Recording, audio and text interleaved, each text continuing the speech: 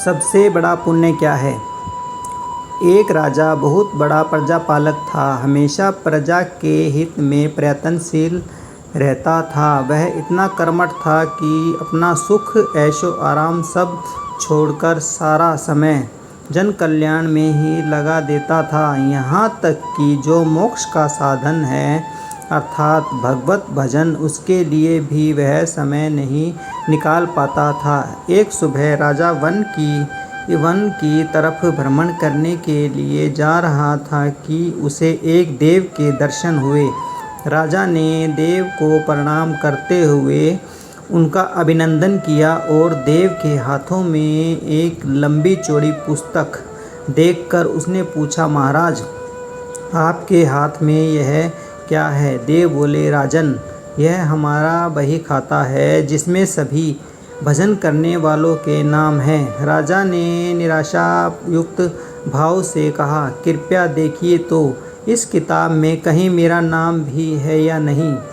देव महाराज किताब का एक एक पृष्ठ उलटने लगे, परंतु राजा का नाम कहीं भी नजर नहीं आया। राजा ने देव को चिंतित देखकर कहा, महाराज, आप चिंतित ना हो, आपके ढूंढने में कोई भी कमी नहीं है। वास्तव में ये मेरा दुर्भाग्य है कि मैं भजन कीर्तन के लिए समय नहीं निकाल पाता और इसलिए मेरा नाम यहाँ नहीं है। उसी दिन राजा के मन में आत्मग्लानि सी उत्पन्न हुई, लेकिन इसके बावजूद उन्होंने इसे नज़रअंदाज कर दिया और पुण्य परोपकार की भावना लिए दूसरों की सेवा करने में लग गए।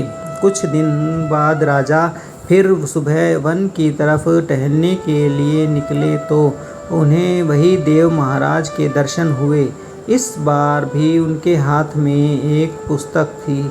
इस पुस्तक के रंग और आकार में बहुत भेद था और वह पहली वाली से काफ़ी छोटी भी थी। राजा ने फिर उन्हें प्रणाम करते हुए पूछा, महाराज, आज कौन सा बही खाता आपके हाथों में लिए हुआ हो? देव ने कहा, राजन, आज के बही खाते में उन लोगों का नाम लिखा है जो ईश्वर को सबसे अधिक प्रिय हैं। राजा ने कहा, कितने भाग्यशाली होंगे वे लोग, निश्चित ही वे दिन रात भगवान भजन में लीन रहते होंगे।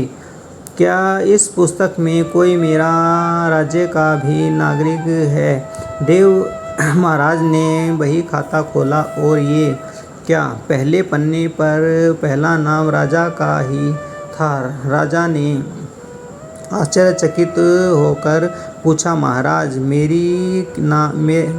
मेरा नाम इसमें कैसे लिखा हुआ है? मैं तो मंदिर भी कभी कभार ही जाता हूँ।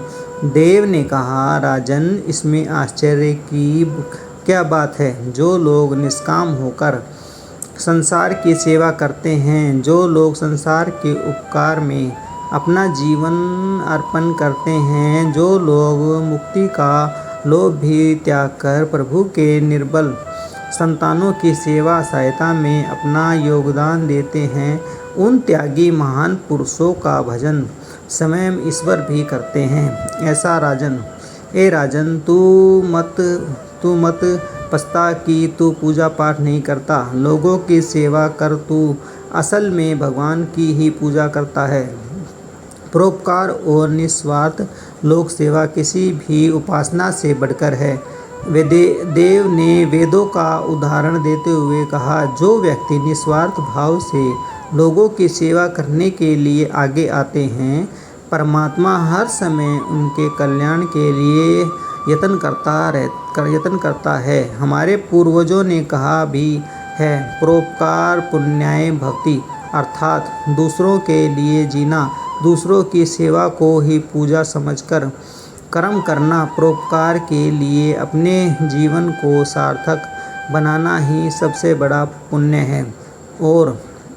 और जब आप भी ऐसा करेंगे तो स्वतः ही आप वह ईश्वर के प्रिय भक्तों में शामिल हो जाएंगे।